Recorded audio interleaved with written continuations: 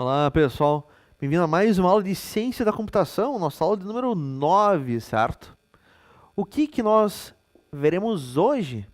Nós vamos ver como que os computadores de fato pensam, certo? Vai ser uma introdução ao sistema binário. Pessoal, por favor, me lembre, porque a gente estudou 1 bilhão de matérias e de aulas. Vocês já viram essa matéria? Vocês já viram o binário comigo na semana passada? Eu troquei de escola, eu troquei de turma, eu troquei de tudo, até de assunto. Eu dava aula só de sistemas, dando aula de jogos também agora. Tá uma zona na minha cabeça. Vocês lembram se a gente teve essa aula de binário, professor Juliano? Você lembra se a gente viu isso aqui, como calcular em binário e tudo mais? Vocês lembram disso?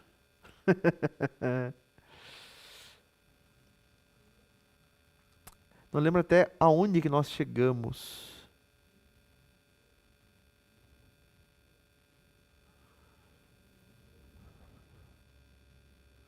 Alguém lembra? Professor Juliano, você lembra disso?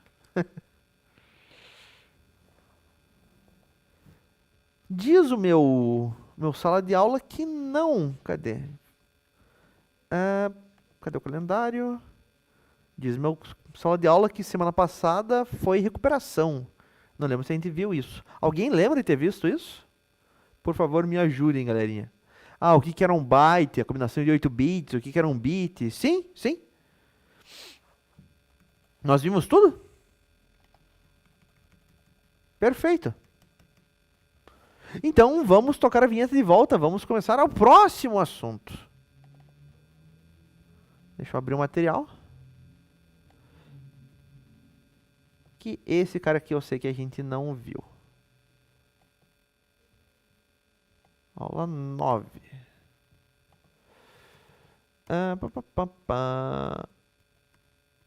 Esse cara de fato nós não vimos.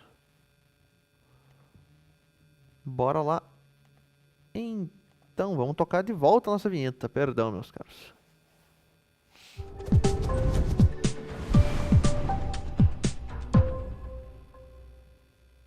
Olá, pessoal. Bem-vindo a mais uma aula de Ciência da Computação, nossa aula de número 9.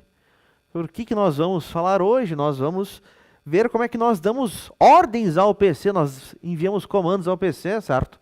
Nós vamos começar a falar sobre lógica de programação e sobre algoritmos. Perfeito?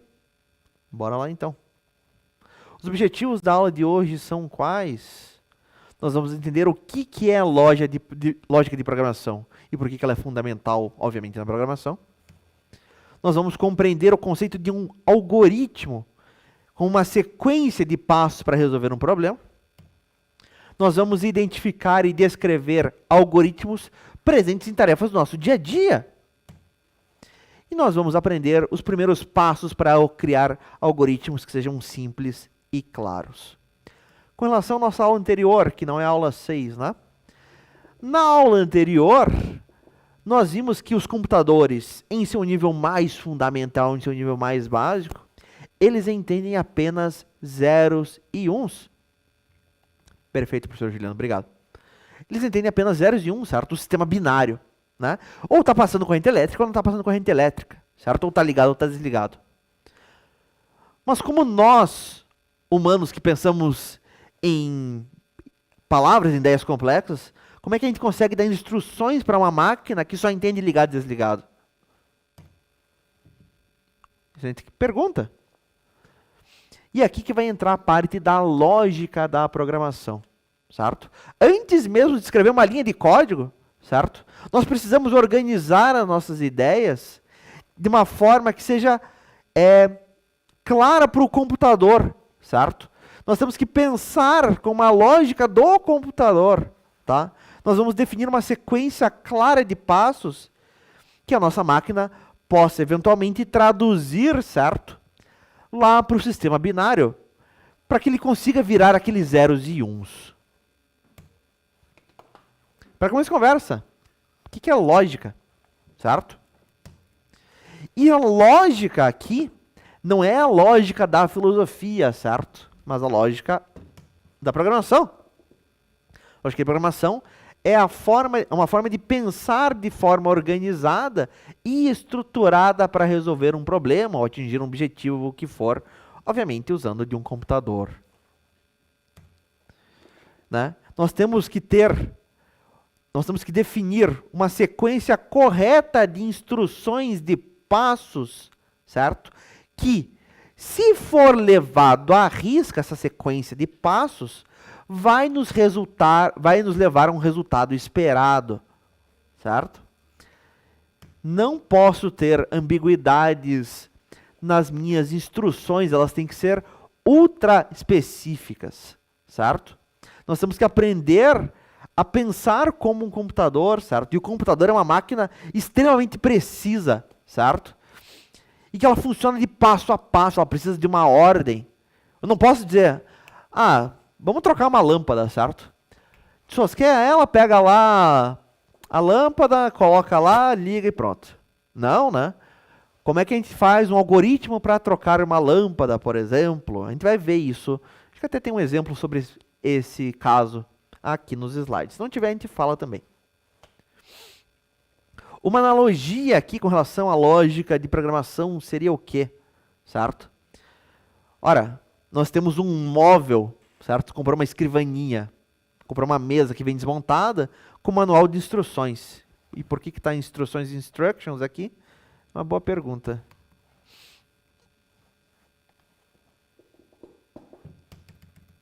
Se você pular um passo na hora de montar a tua mesa, certo?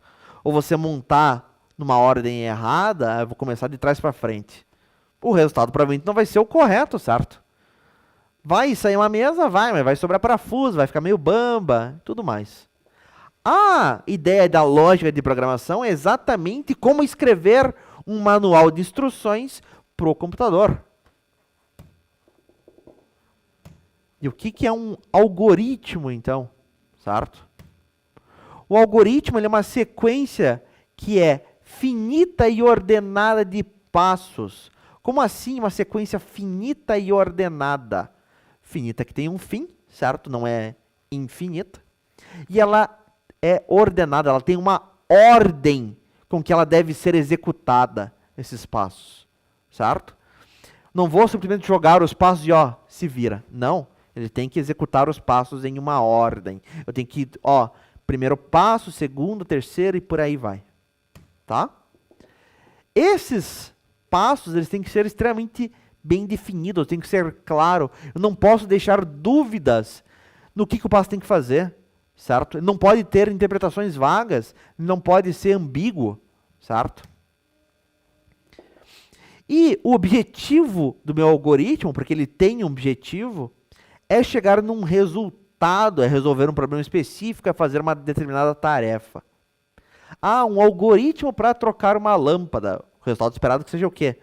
Uma lâmpada funcionando. Um algoritmo para... Esses aqui são os exemplos mais clássicos, tá? Que é usado em todo lugar. Um algoritmo para fazer um bolo. Qual que é o resultado esperado do meu algoritmo para fazer um bolo? Um bolo feito, um bolo pronto. Tá? Fazer um sanduíche pronto.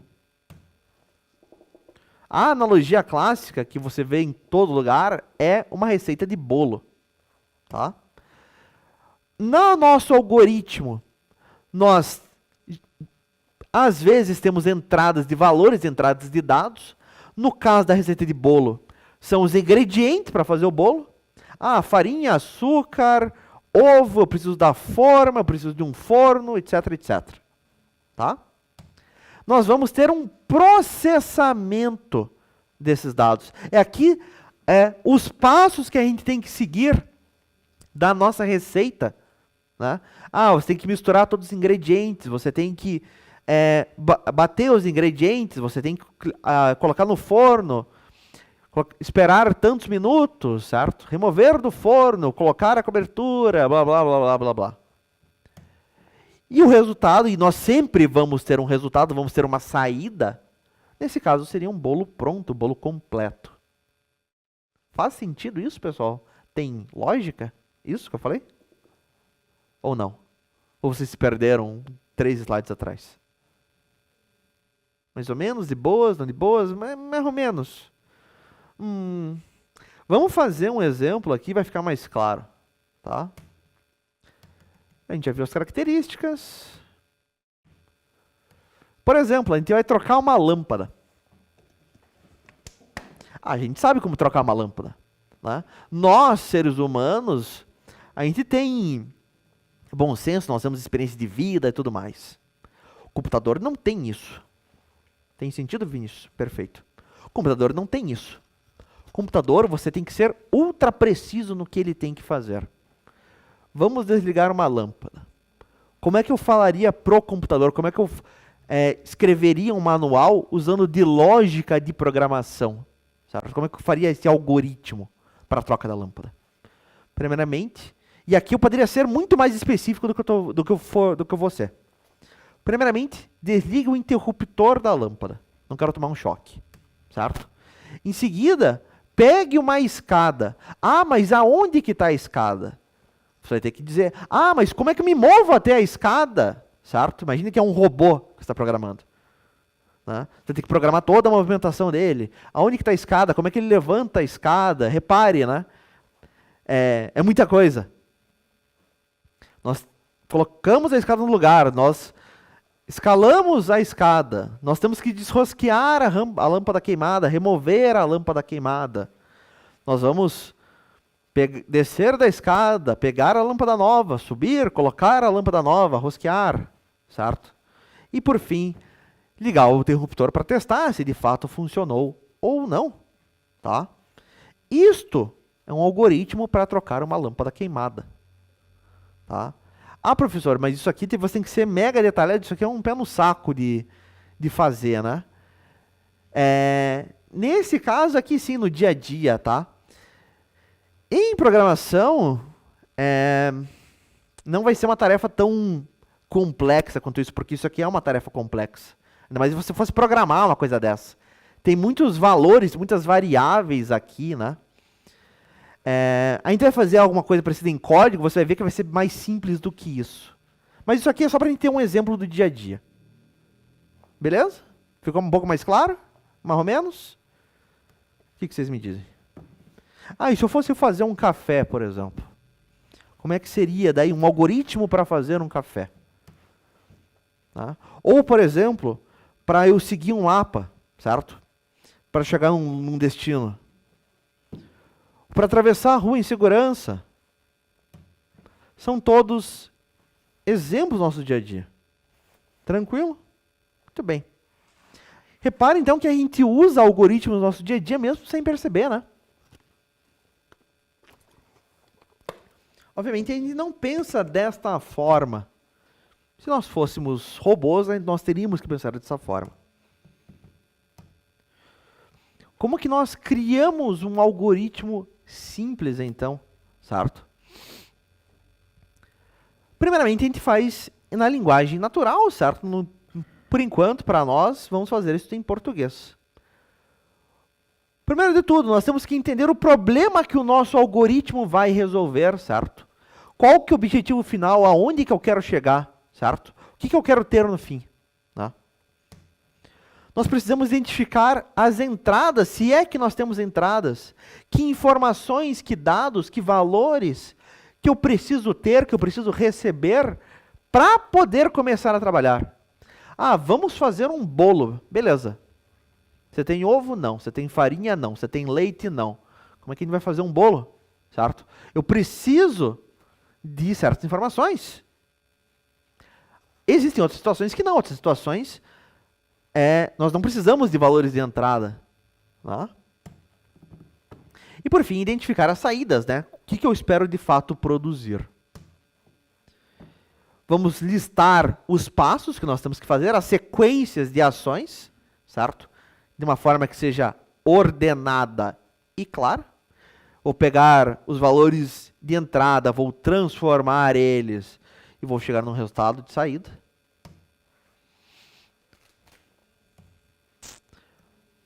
Por exemplo, eu quero calcular a soma de dois números, e aqui vai ser um cara mais tranquilo.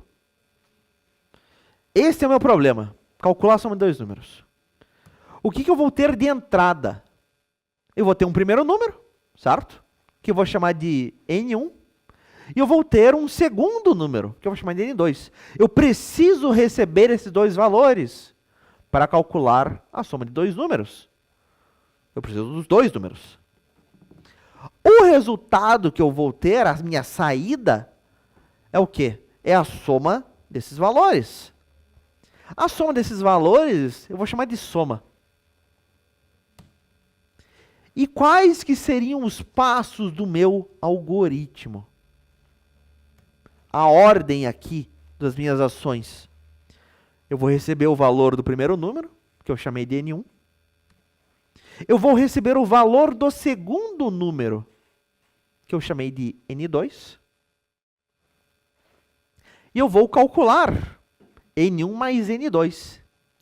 Este resultado, este valor, eu vou colocar num cara que eu chamei de soma. E por fim eu vou mostrar o valor que está em soma. Isto aqui é um algoritmo para somar dois números. Ficou mais claro para vocês, pessoal? Vocês têm alguma dúvida aqui ainda ou não? O que vocês me dizem?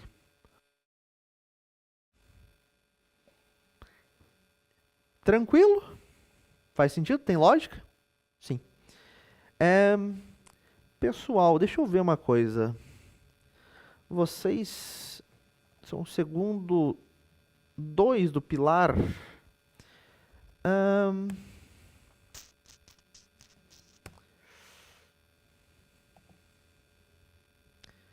Deixa eu pesquisar aqui. Vocês têm análise de projeto de sistemas comigo, né? Ceruá. Deixa eu ver aqui para ter uma noção do que vocês estão tendo de conteúdo.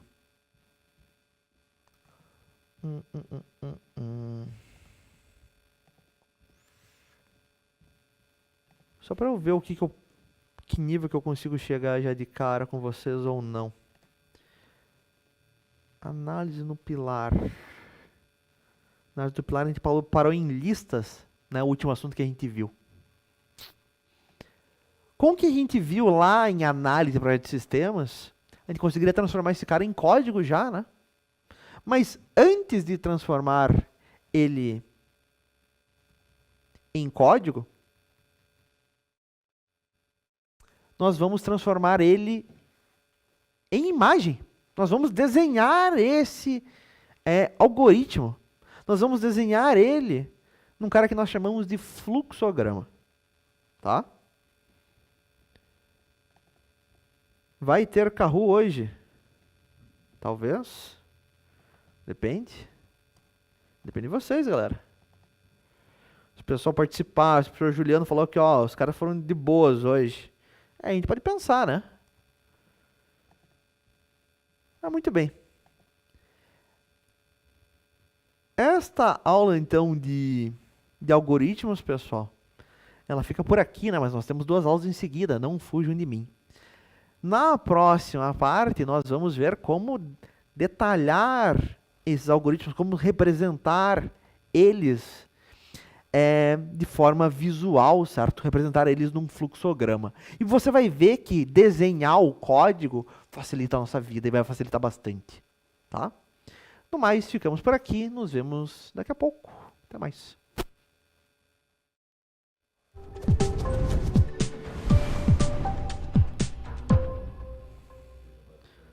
Já vou voltar. Pode já tocar a vinheta, tá?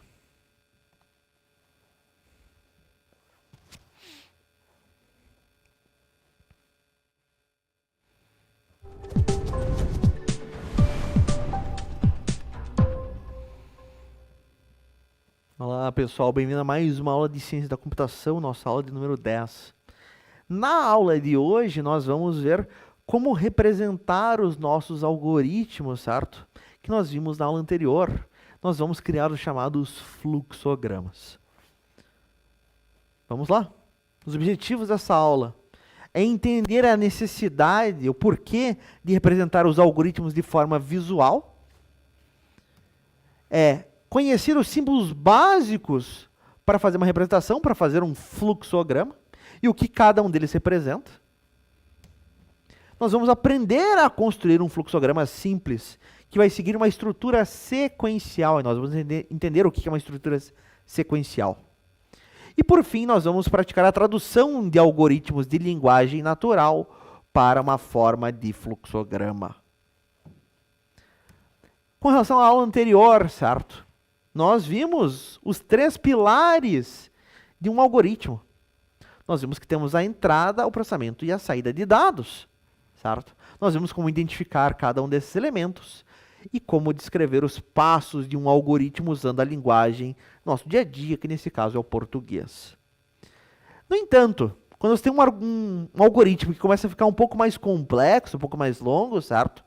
Descrever apenas com texto, descrever apenas no português, começa a ficar confuso, começa a dar margem para dúvida, começa a ficar...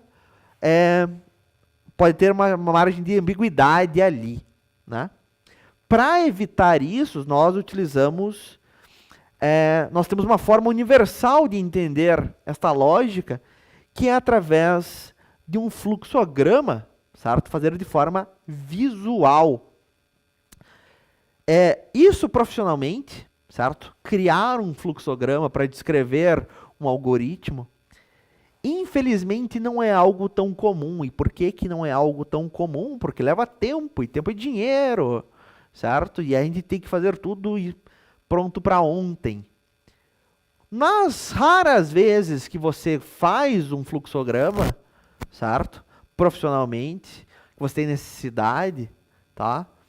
É porque a coisa tá feia, porque o cara é complexo, mas vai facilitar muito a tua vida. Você estava quebrando a cabeça, tentando gerar a lógica direto em código, você parou, você desenhou ele, mudou a tua vida. Fica muito mais simples de trabalhar. Vamos ver como que nós fazemos, né? O fluxograma nada mais é do que um desenho que vai representar o nosso algoritmo. Ele usa símbolos geométricos padronizados, né? Cada um com um significado específico, e eles são, as etapas, os passos, são conectados por setas. Esses símbolos padronizados, certo? É interessante saber eles, mas eu não vou cobrar isso de vocês em prova, tá? Alguns eu não sei de cabeça mesmo, às vezes esquece, tem que pesquisar, certo? Trabalhando mesmo, né? Às vezes a equipe não vai seguir esse padrão, vai criar um próprio, tal, vai fazer uma coisa básica ali. Não tem por que você ficar se preocupando com isso. Ah, esse cara é um losango, esse cara é um paralelograma. Não, tá? Eu vou mostrar para vocês o padrão, mas não se estresse com isso. O importante é fazer um fluxograma. Fazendo, isso é, né, o principal. Esse fluxograma vai mostrar para a gente, então, uma sequência lógica dos passos a serem seguidos, né? As ações ou as instruções que têm que ser executadas em cada um dos passos. E, por fim, os pontos de decisão, onde as decisões são tomadas, né? Isso aqui a gente vai ver mais para frente. A gente não viu isso nem lá no outro curso em análise. Nós não vimos em análise, tá? Nosso código lá em análise, ele não toma decisões, certo? Ele vai numa linha reta. Ele vai numa forma sequencial, que é o que a gente vai ver agora, tá? Mais para frente, nesse curso no outro, nosso código vai tomar decisões. Mais para frente ainda, nosso código ele vai poder ficar repetindo o mesmo código. Nós vamos ver isso em fluxograma e nós vamos ver isso lá também. É possível que a gente veja antes isso aqui nesse código, aqui nesse curso, e daí nós vamos aplicar de fato lá no outro. Aqui eu vou mostrar em código também, tá? O fluxograma, então, ele é como se fosse um mapa visual que vai nos guiar através do nosso algoritmo. Por que usar de um fluxograma, então? Ele facilita a compreensão, né? Uma imagem vale mais do que 1000 palavras em certas situações. Fica mais fácil de entender. Fica mais fácil de visualizar a conexão entre os passos. Ah, esse passo daí tem que ir para esse. Né? Às vezes não é tão óbvio assim. Se você fizer de forma padronizada, né, vai facilitar a comunicação com outras equipes, com outras pessoas. E vai facilitar a identificação de erros lógicos no nosso algoritmo, certo? Ah, putz, a gente colocou aqui este passo em seguida, mas não faz sentido que esse seja o segundo passo. Ele tinha que ser o quarto passo. Ah, então temos um erro na lógica do nosso algoritmo. Vamos ter que mudar a lógica dele, né? Facilita nessa parte. E por fim, ele serve como uma forma de documentação adicional, certo? Para entender como é que funciona, não somente o código, não somente texto, né? Quanto mais, melhor. Vamos ver os símbolos desse fluxograma.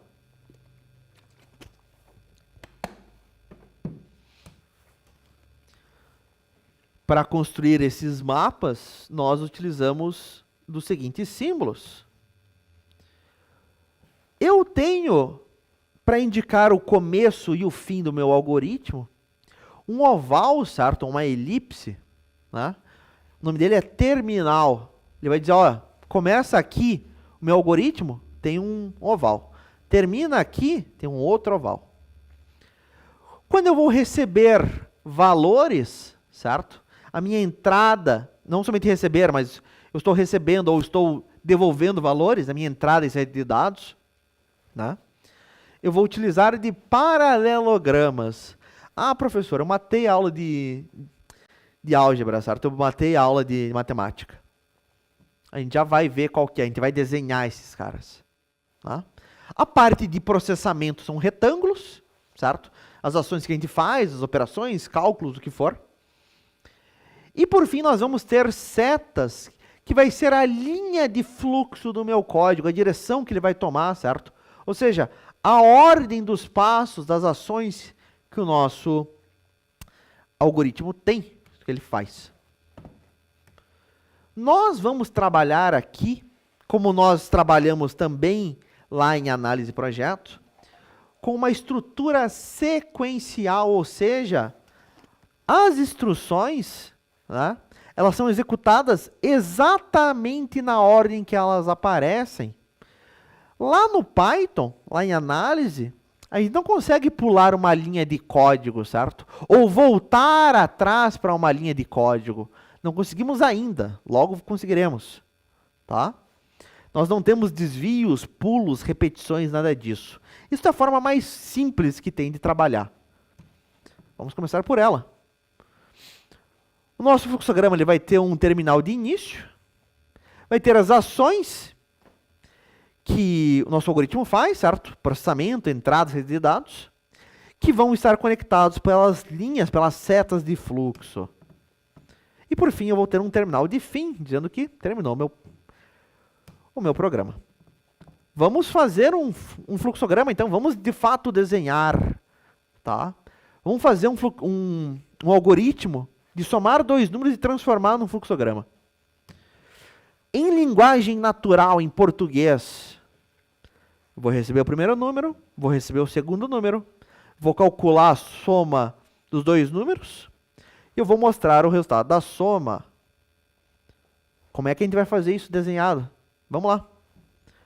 Para isso, meus bons caros, nós vamos utilizar de um site chamado draw.io. Eu vou mandar o link para vocês. Ele tem um novo nome agora, mas todo mundo conhece como draw.io.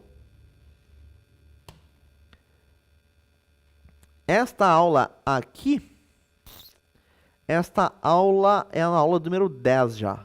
Nós tivemos a aula 9 no começo. Né? Nós temos duas aulas em seguidas, né? Essa aqui seria a aula de número 10.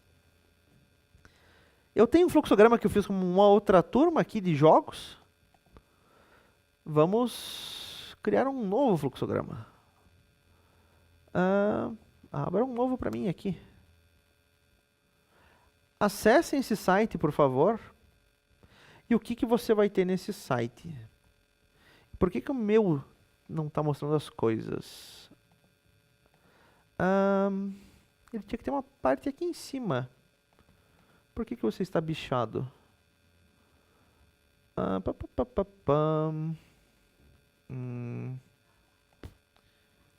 Deixa eu fazer o seguinte. Deixa eu limpar os dados desse cara.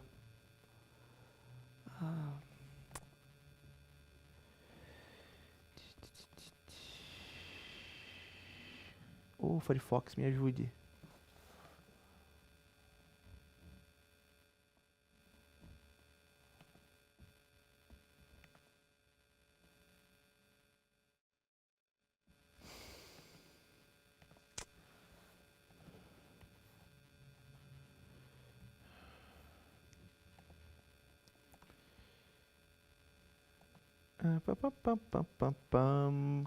Cadê? Não é nenhuma dessas. Aqui. E agora eu faço o seguinte.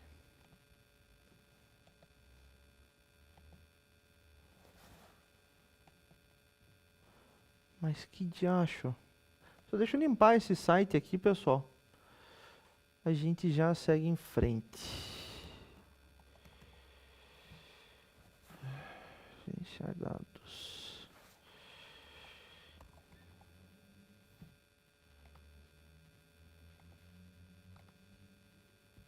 Vamos ver.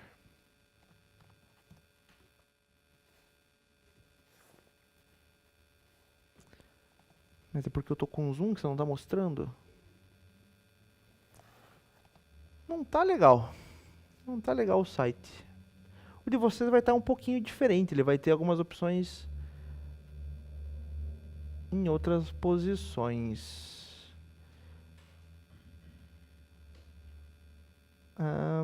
Aqui, muito bem.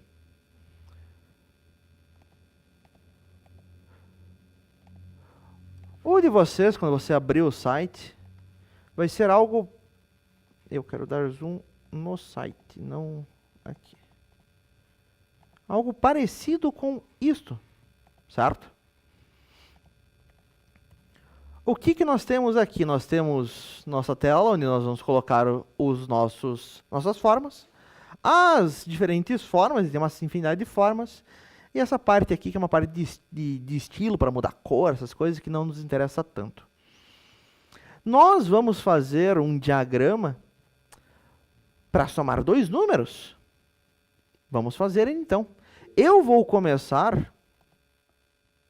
Deixa eu até colocar o site aqui fixado. Aí. Eu vou começar com o oval, a elipse, certo? Você indica... Opa, tirar só o zoom. Você indica o meu início da minha operação. Meu fluxograma começa por aqui, meu algoritmo começa aqui. Em seguida, o que eu tenho? Ora, vamos voltar lá. Eu tenho que receber o primeiro número. Para você receber um valor, certo? Ou para você exibir um valor, nós utilizamos do paralelograma. Paralelograma é esse cara torto aqui. Arrasto ele para cá e colo. Para eu digitar, meus caras, para eu escrever algo neles, só você clicar na forma e começar a digitar. Tá? E ele vai mostrar para você. Nesse caso, eu quero receber N1. Quero receber o primeiro número, que eu chamei de N1. Este N1 é a nossa variável lá do Python. Tá? Variável da programação. Legal, professor. Como é que eu faço a seta indicando aqui a ordem de execução? Se vocês colocarem o mouse em cima aqui de um símbolo, certo? De uma forma, repare que ele tem algumas setas aqui. Se você clicar na seta, ele já vai tentar se conectar com outro elemento. Se porventura não conectar, você pode clicar na seta e arrastar. Você pode, quero que se encaixe aqui. E quando eu mexo esse cara, está preso. Tá? Funcionou. Beleza? Recebi o primeiro número. O que mais que nós temos que fazer? Nós temos que receber o segundo número. Vamos receber o segundo número. Também em um próximo paralelograma. Aqui eu vou receber N2. Depois de N1, vá para N2. Beleza? Em seguida, eu tenho que realizar o cálculo da soma, certo? Fazer cálculos são retângulos. Venha para cá, retângulo.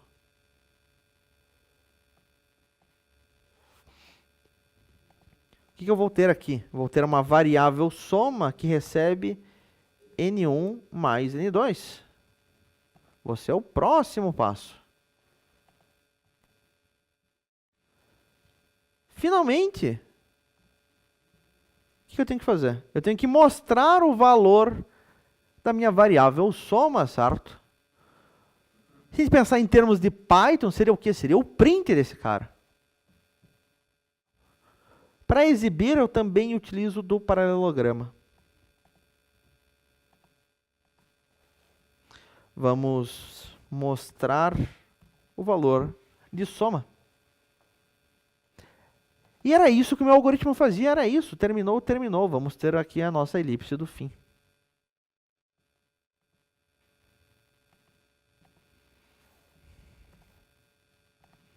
E este cara aqui, então, é o nosso fluxograma para o algoritmo de soma de dois números. Tem lógica isso aqui, pessoal? Ou não? Por favor, abram o site e tentem fazer também, igual eu fiz. Deixa eu dar um zoom aqui para vocês conseguirem ver tudo. Façam exatamente esse fluxograma. Geralmente, vocês vão ter algum problema na hora de puxar uma seta, alguma coisa assim, tá? Façam aí, a gente já segue em frente. Eu vou dar para vocês 3 minutinhos para vocês copiarem. Qualquer dúvida, me chamem. Se tiver algum problema, me avisem.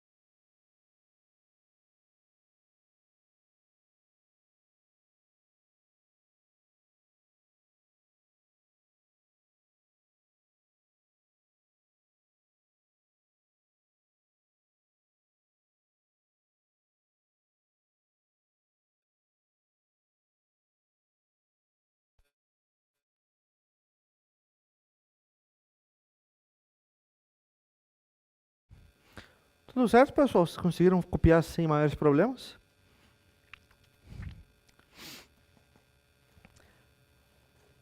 Se vocês conseguiram fazer esse cara, pessoal, sim? Perfeito. Vamos tentar pegar um exercício nosso lá do outro curso de Python e vamos tentar transformar ele num fluxograma. Infelizmente, a minha pasta de projeto, ela foi-se embora. Não tenho mais. Eu tenho os exercícios, pelo menos. Deixa eu dar uma olhada aqui que nós temos. De interessante.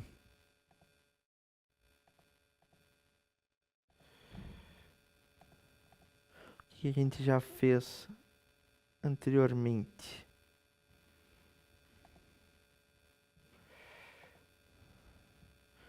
Nós não fizemos tanta coisa assim também. Muito Kahoot, pouco exercício. Em sala, pelo menos, né?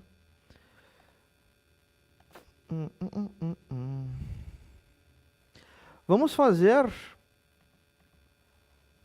geralmente a gente faz o caminho contrário, a gente faz o fluxograma e daí faz em código. Para praticarmos, vamos fazer o outro caminho. Peguem este código aqui, que convertia metros para centímetros, e faça ele para mim em fluxograma. Tá? Eu vou dar para vocês aí entre 5 e 10 minutos. E daí eu quero que vocês enviem ele para mim no mural do sala de aula. Como que vocês vão enviar? Esse cara, você consegue exportar ele como uma imagem, como um PNG, por exemplo. Você vai ter um menu aqui, que por algum motivo o meu não está aparecendo, ele está aparecendo do lado aqui, esses 3 pontos. Exportar como? Exporta como um PNG. Dá um exportar, daí você manda essa imagem lá no mural. Tá? Façam isso para mim. Deixa eu deixar aberto aqui o código. Eu já corrijo. Quem terminar, por favor, me avise. Ó, professor, eu consegui enviar já. E a gente vai corrigindo. Entre 5 e 10 minutos. Qualquer dúvida, me chame. Deixa eu colocar, se eu consigo colocar os dois abertos. Para quem, porventura, não consigo copiar.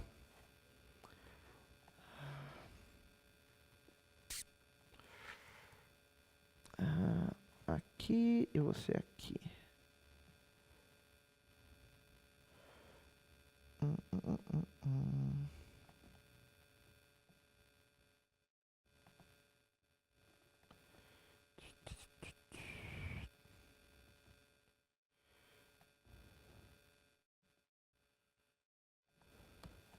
Aí.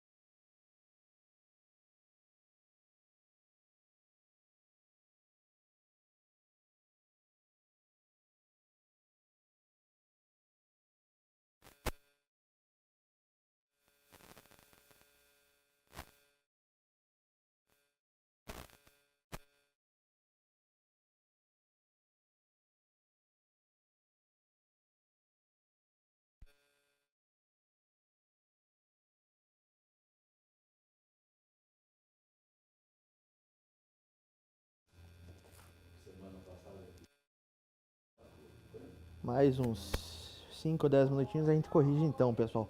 Terminando, exporta lá e a gente já olha.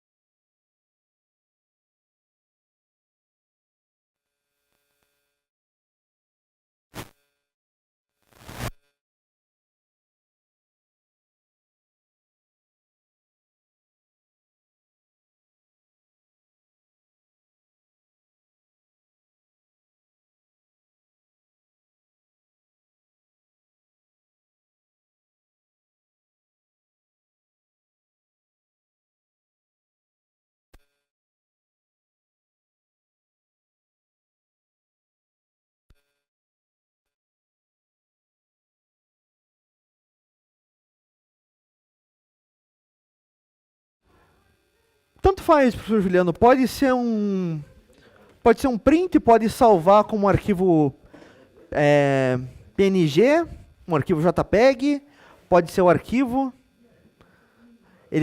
Você consegue exportar aqui um arquivo chamado XML, pode ser também, tá? No meu aqui ele vai ter essa opção, alterações não guardadas, clique aqui para guardar. Ele vai guardar num arquivo, você pode colocar onde você quer guardar. N formatos, só que me envie. Como que você vai me enviar, isso é de menos. Pode tirar um print da tela, se coube tudo, da forma que você quiser me mostrar.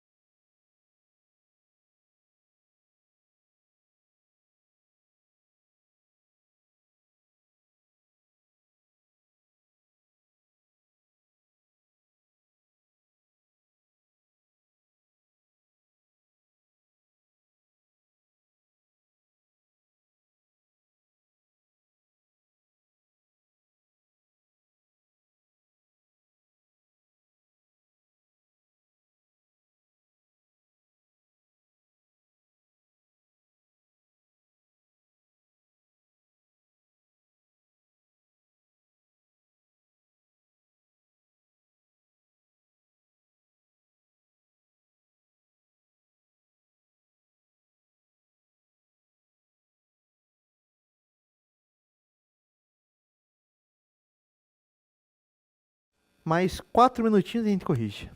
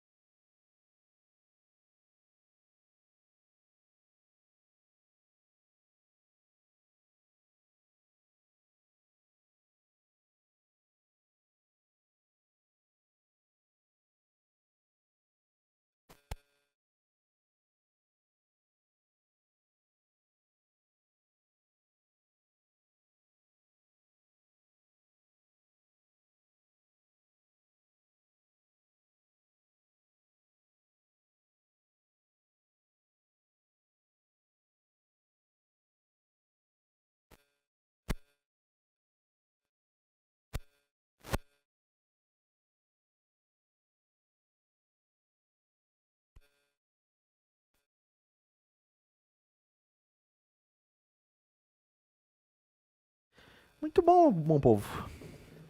Conseguimos, não conseguimos? Vamos dar uma olhada.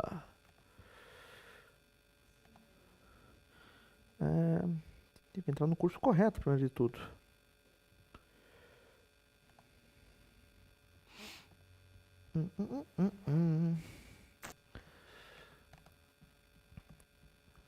Vamos dar uma olhada. Primeiro deles, vamos pegar as cobaias aqui. Do Luan. Tem o início. Vocês podem... Tá correto, tá? Mas seria mais interessante escrever um pouquinho mais. Vamos receber o valor em metros. Esse metro nós vamos multiplicar por 100, que vai resultar num centímetros. Por fim, nós vamos mostrar, não a soma, né? Nós vamos mostrar os centímetros. E daí termina. Também,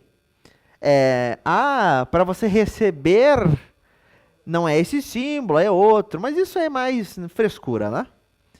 Mas pelo menos escreva receber, assim como tem um mostrar, tá? Beleza, tá correto nesse ponto. Quem mais? O Pietro. Olha, o cara fez todo estiloso. Temos início, vamos receber um valor em metros, converter esse valor em metros para centímetros. No retângulo, por fim, vamos mostrar os centímetros. Perfeito, perfeito, perfeito.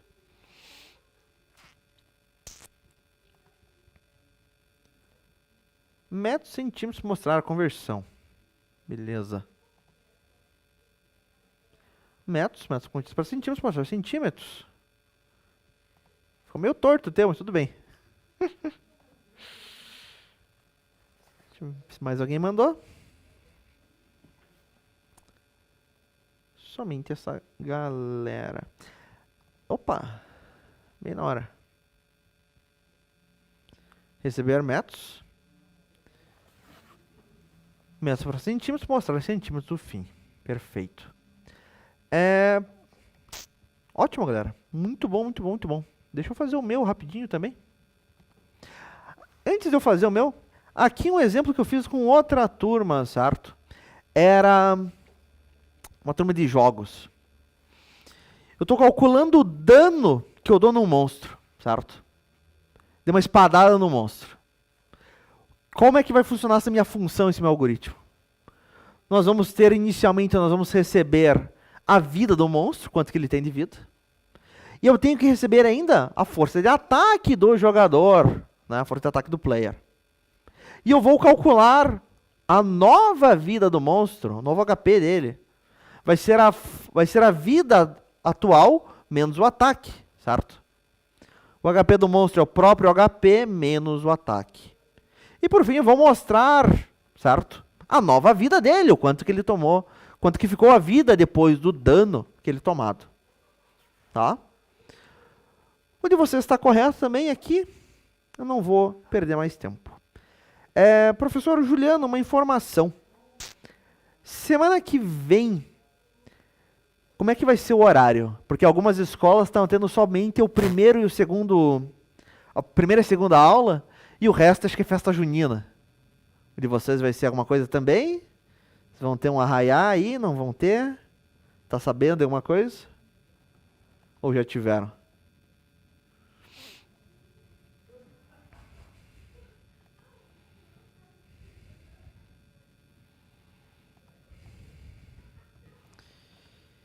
Enquanto isso, meus caros, o nosso conteúdo dessa aula é esse. E para eu não apanhar depois na rua, vamos fazer um carro, né? Mas olha, não vai ser todo dia agora. Vai ser toda aula, tá? A gente vai fazer agora, porque eu prometi lá na semana passada e acabou terminando antes. Não tinha dado tempo, né?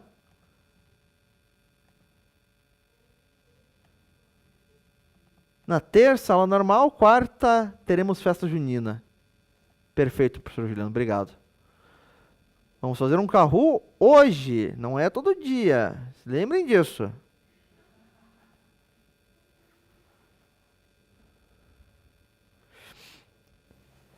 Vamos ver alguém interessante aqui.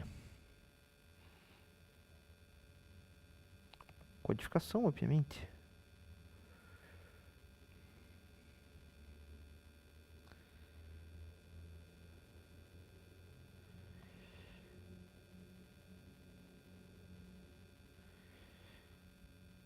Vamos lá.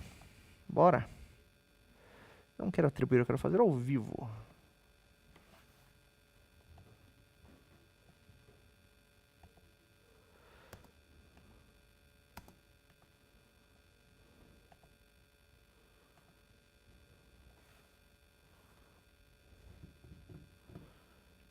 Bora lá, meu pessoal. Entrem aí no link todo dia. Vocês vão ver todo dia.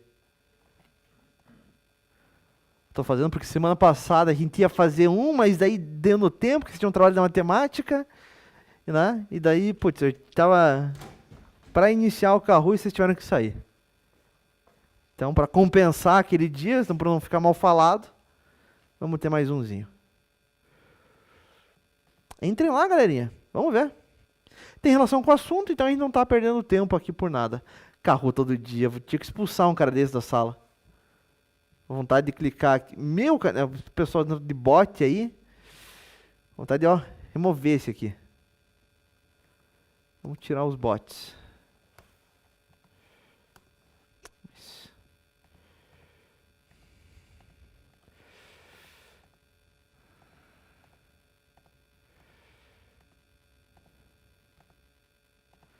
Vão entrando, vão entrando, vão entrando, a gente já começa.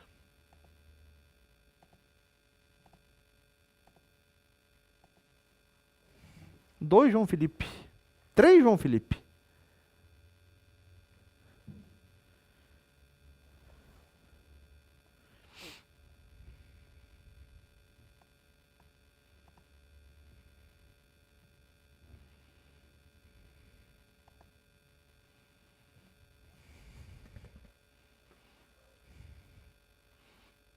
Entrei, hein, galerinha. Mais 2, 3 minutinhos a gente começa.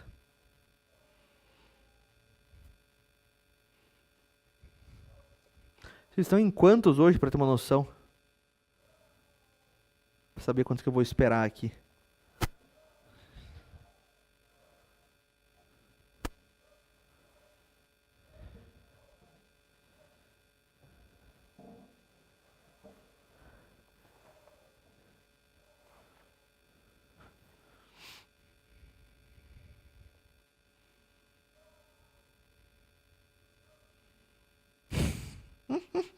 Os caras abrindo 30 abas no navegador ali pra entrar com 20 João Felipe diferentes.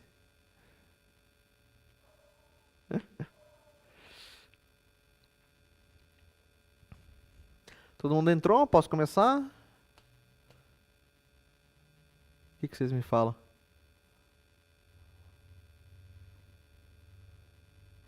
Da Júlia.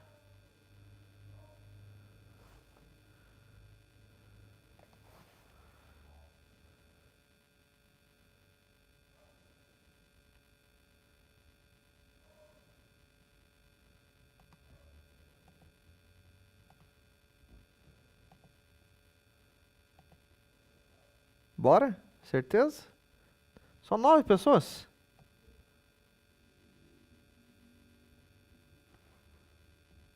Eu tenho 16 alunos em sala. Não, mais 30 segundos a gente começa.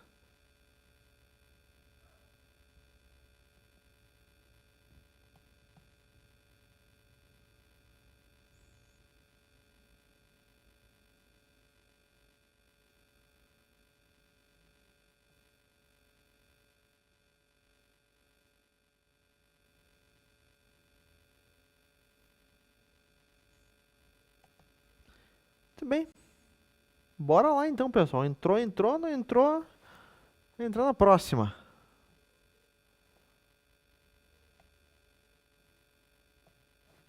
Simbora.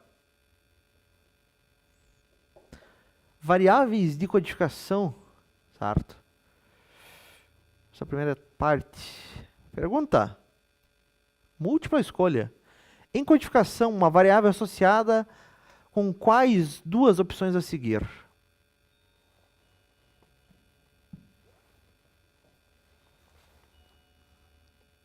Um programa, um local, apenas inteiros positivos ou com um valor? Uma variável está associada ao quê?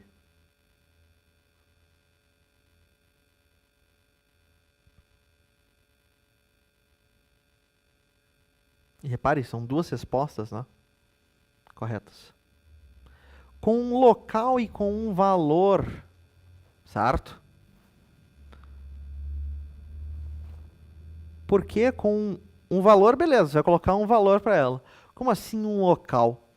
Nós podemos criar uma variável dentro do código em diferentes locais de código. E por local não entenda, diferentes linhas, não, tá? Diferentes estruturas que nós temos dentro da codificação. Nós não chegamos nisso ainda, certo? Quando nós tivermos a ideia de funções, de criar nossas próprias funções, essas funções, se eu criar uma variável dentro de uma função, ela vai estar num escopo diferente, um outro local. Foi por isso o local aqui. Lilico, primeiro aluno, João Felipe, esse cara que eu não vou nem falar o nome, e mais um João Felipe perdido. Boa. Verdadeiro ou falso? Um exemplo de variável pode ser um número de droids no palácio do Jabba. O número de droids. Isso é um exemplo de variável? Sim, obviamente, certo? A quantidade de droids lá é um dado, é uma informação, a informação nós podemos colocar em uma variável. Todo mundo se manteve, o pessoal tá rápido no gatilho. Próxima. Qual o símbolo matemático conecta uma variável ao seu valor?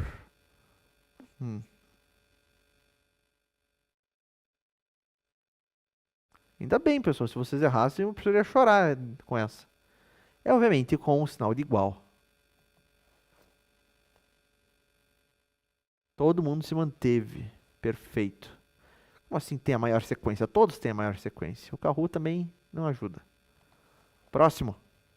Um puzzle. Organize os itens a seguir para criar uma variável com a idade do Yoda. Pois esse Kahoot Premium aí é outra história, né, cara? Os caras têm... Nossa, só verdadeiro ou falso e, né? Escolher ali um quiz só uma resposta. Isso aí é outro nível, né?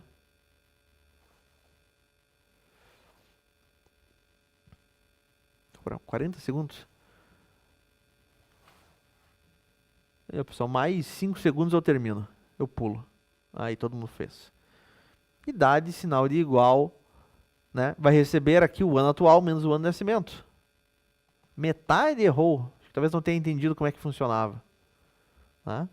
A variável idade vai receber o valor, certo? O resultado de ano atual menos o ano de nascimento. Tá? Isso vai retornar a idade dele. Muito bem. Oh, mudamos bastante. Kahoot todo dia em primeiro. Não quero em segundo. Reginaldo, João Felipe, o melhor digas. Próxima. Então uma explicação do porquê, né? Obviamente, isso aqui é tranquilo. Verdadeiro ou falso? Os nomes de variáveis sempre diferenciam maiúsculas e minúsculas.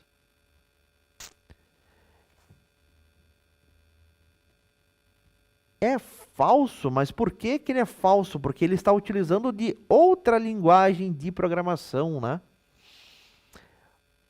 Porque os nomes das variáveis sempre diferenciam maiúsculas e minúsculas. Como assim? Vamos abrir aqui um teste. Eu tenho uma variável x maiúsculo que recebe um 5. Eu tenho uma variável x minúsculo que recebe um 4. Vamos dar print no x maiúsculo. Vamos dar print no x minúsculo, ver o que acontece.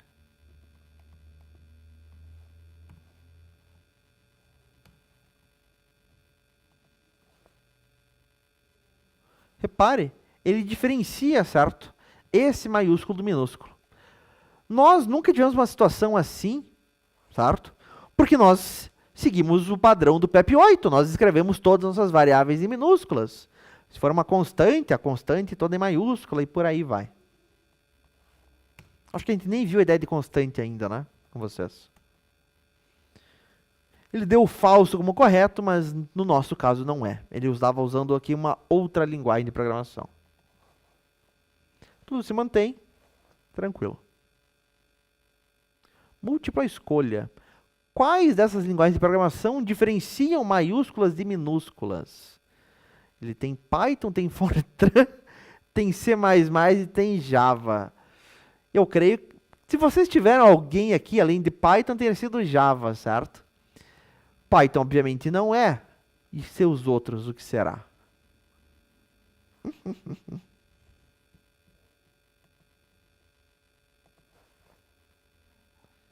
Se Kahoot todo dia ganhar, tem que ser todo dia. Os caras vão deixar o cara ganhar pra coisa. Não, mas espera aí, eu sou um animal mesmo. Que linguagens de programação diferenciam maiúsculas de minúsculas? Não em nomes de variáveis, certo? Eu não sei porque eu falei em variáveis, acho que a pergunta anterior era de variável. Ou o professor está muito louco mesmo. Né? Diferencia maiúscula de minúscula nas strings, certo? E aí sim, Python diferencia uma string maiúscula de minúscula. A mesma coisa com Java, a mesma coisa com C++. Tá? Fortran, que é uma linguagem extremamente antiga, certo? Não diferencia. Quando vocês forem ver bancos de dados, a linguagem não é da linguagem, certo? Quando você for trabalhar com banco de dados relacional, por exemplo, por padrão, dependendo do banco de dados, ele também não vai diferenciar maiúsculas e minúsculas. Ele não vai diferenciar sequer acento de não acento. Certo? Num banco de dados SQL, um MySQL, por exemplo, o MySQL por padrão não diferencia, tá? Fica aí de dica. O melhor digas, perdão, sobe para terceiro. Boa. Próxima. Qual das opções é verdadeira sobre variáveis?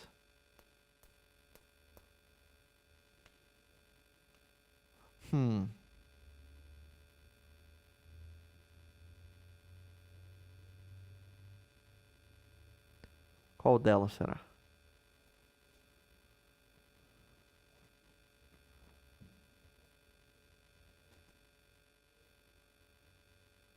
Que elas devem ser muito específicas, certo? Não tenha preguiça na hora de escrever o nome de uma variável, tá? Não faça variável A, variável B, variável C, não, certo? Não deve ser absurdamente vaga, não deve ser o mais curto possível, e ela nem pode começar com um número, tá? Não é que ela deve, não, ela nem pode, é diferente. Ela deve ser o mais específica. Deve não quer dizer que ela é obrigada a ser, certo? É uma recomendação aqui. João Felipe e aluno entram no top 5. Boa. Penúltima. Qual seria a melhor maneira de codificar Lord Sif como uma variável? Eu vou ter uma variável com este nome. Como é que eu escrevo? Qual dessas aqui seria uma melhor sugestão? Para o Python nenhuma, porque ela tem maiúsculas e minúsculas, mas vamos imaginar que é tudo minúsculo.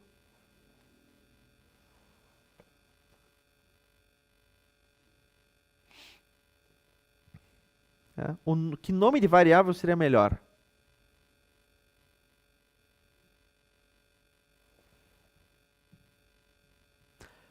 Lord sublinhado Sif. Perfeito, certo? Acho que aqui ele não colocou minúsculo por questão de direito autoral, né? Porque Star Wars, Disney, já viu? Mas seria Lord sublinhado Sif, tudo minúsculo. E vamos para... Não, aquela foi a última. Ele me enganou. Não tinha nada no fim ali. Melhor digas em terceiro. Não quero em segundo.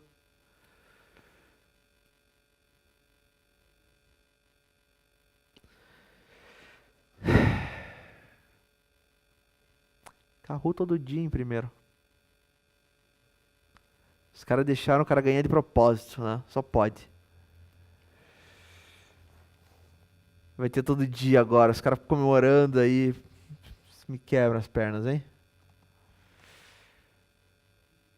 Muito bem, pessoal. No mais, meus bons caros, nós vamos ficar por aqui. Semana que vem vai ser férias, né? Não vamos ter essa aula semana que vem.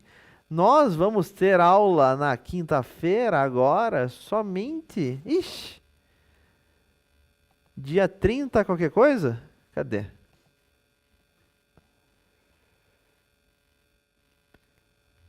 Somente dia 31, certo? Nós temos 3 semanas aí sem nos vermos nesta matéria. Nós vamos nos ver durante a semana em outra, tá? No mais, meu bom pessoal, nós ficamos por aqui. Tá, carro todo dia, os caras vão ver só. Bom final de semana, até semana que vem. Falou!